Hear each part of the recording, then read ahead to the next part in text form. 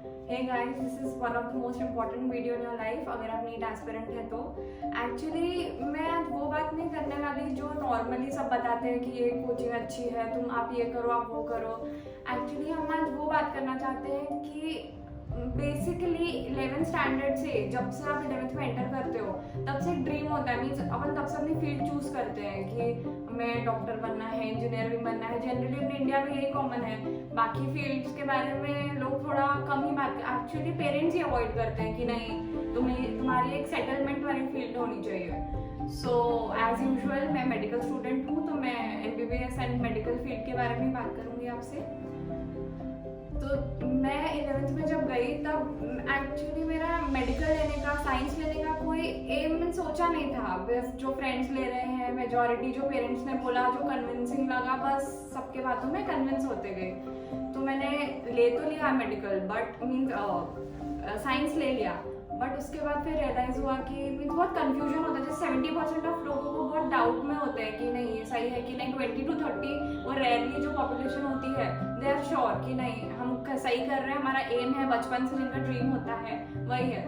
But मेरे case में ऐसा नहीं था। मैं एवरेज नॉर्मल थिंकिंग लड़की थी। मीन्स हाँ, not about height big dreams, but normal flow था।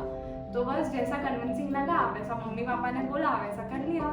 देन मैंने बहुत मीन्स जैसे अपन कभी भी कोई चीज़ इंस्टीट्यूशन में ज्वाइन करने के पहले बहुत गूगल सर्च वगैरह होती है, तो पेरेंट्स घूमना करके देखा करते थे, 2-3 जगह जाके पता करते थे, सीनियर से एडवाइस लेते थे क्या करना चाहिए। तो सेम मेरे भी पेरेंट्स ने वही किया, एडवाइस ली, बड़े बड़े इंस्टीट्यूशंस गए, वहाँ पता किया। एंड अपने को वो लाइट अट्रैक्ट करती है, वहाँ का जो एटमॉस्फेयर होता है, वहाँ के बच्चे, वहाँ का रिजल्ट जो अपन देखते हैं वो अट्रैक्ट करता है। तो सेम मेरे केस में वही था। मैंने बहुत बड़ा इंस्टीट्यूशन ज्वाइन किया, नाम नहीं लूँगी, बट वहाँ जाके देखा कि ये मेरे लिए है ही नहीं। क्योंकि वहाँ के जो बच्चे थे, मतलब मेरे को वहाँ पे से actually I was a hard working girl, but वहाँ पे जाके आई बिगेन सो डिप्रेस्ड। क्योंकि इतना कोशिश करने के बाद भी, इतनी कोशिश करने के बाद भी I tried so much, but हमेशा क्लास में लास्ट 5th 4th 3rd यही कभी नहीं, मैं ऊपर के टॉप लिस्ट में नाम आता ही नहीं था।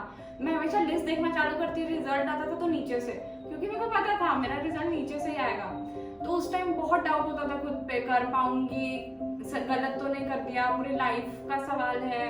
क्योंकि मैंने सिर्फ जनरल मीन्स ओनली साइंस लिया था, मैथ्स नहीं था। तो बहुत डायलेमा और डाउट वाली सिचुएशन थी। देन घर पे फिर खुद से पढ़ना, क्लासेस बंक करके, झूठ बोलकर, क्लास छोड़कर घर पे पढ़ना, बहाने बना देना तबीयत ठीक नहीं है। बट ये सब गलत होता है, क्योंकि हमें ऐसी क्लासेस जानी चाहिए जहाँ हमें समझा जाए, पर्सनल अटेंशन मिलनी चाहिए, ना कि वही भीड़ वाली क्लास, 150 बच्चों की, 200 बच्चों की क्लास हो रही है और हम वहाँ बैठे हैं, क्लास में कुछ चल रहा है वो तारे जमीन पर टाइप्स, कुछ चल रहा है दिमाग में कुछ और चल रहा है, और बस सोचे जा रहे। ओवर थिंकिंग सब डिस्ट्रक्ट कर देता है ऑलरेडी। तो फिर देन मैंने एक और क्लास शिफ्ट की। देन आई रियलाइज कि स्टूडेंट्स का होना मीन्स वो 200 की पब्लिक मैटर नहीं करती, मैटर करता है वो टीचर का और आपका क्या मीन्स क्या आपका बॉन्ड है। वो टीचर आपको समझ रहा है, आपकी वीक पॉइंट समझ रहा है कि नहीं, आप समझ पा रहे हो कि नहीं वो क्या पढ़ा रहा है। हाई लिमिट से चालू करने से बेटर है कि आप टीचर ऐसा हो जो आपको बेसिक से समझाए।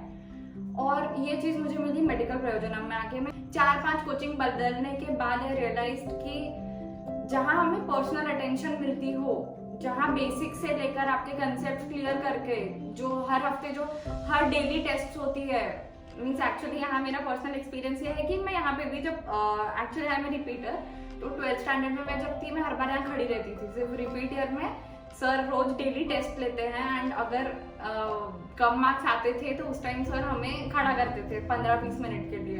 तो बहुत ऐसे अशेम्ड फील होता था कि मेरे बाकी बैचमेट्स तो बैठे हैं एंड मैं खड़ी हूँ।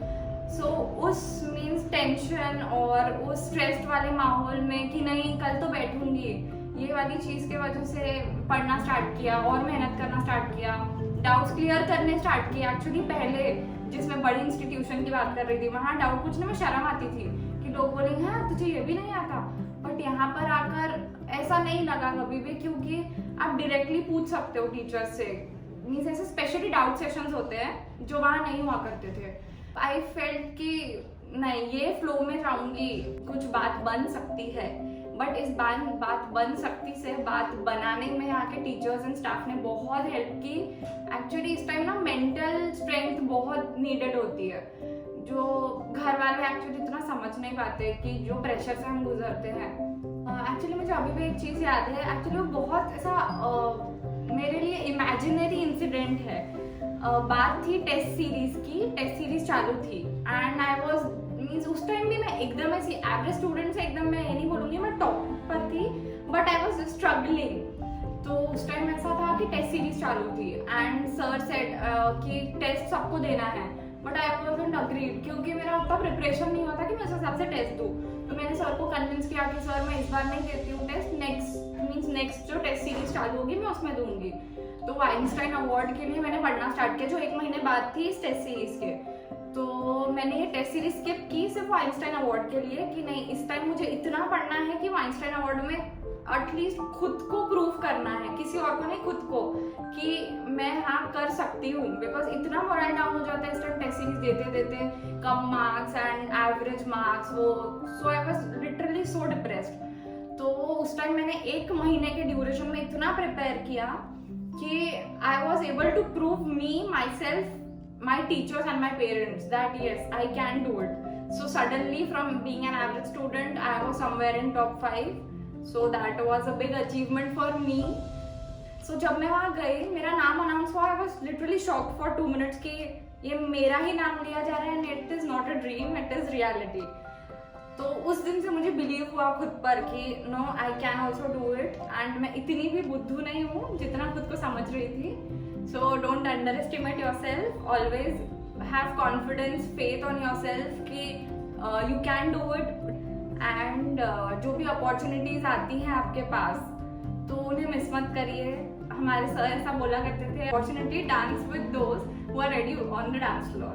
So आज पेरेंट्स के, भगवान के, फ्रेंड्स के, टीचर्स के, सबके आशीर्वाद से so I am finally a student pursuing MBBS from Panjabrao Deshmukh memorial medical college Amravati. And एक एवरेज लड़की की जर्नी थी ये, from being so average to an average. And बस अब वही हाई होप्स, हाई ड्रीम्स, आगे बढ़ने का कोशिश चालू है।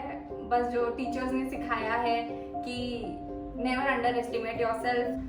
सो इससे शायद आपको समझ में आ गया होगा कि एक एवरेज बच्चा भी नीट क्रैक कर सकता है।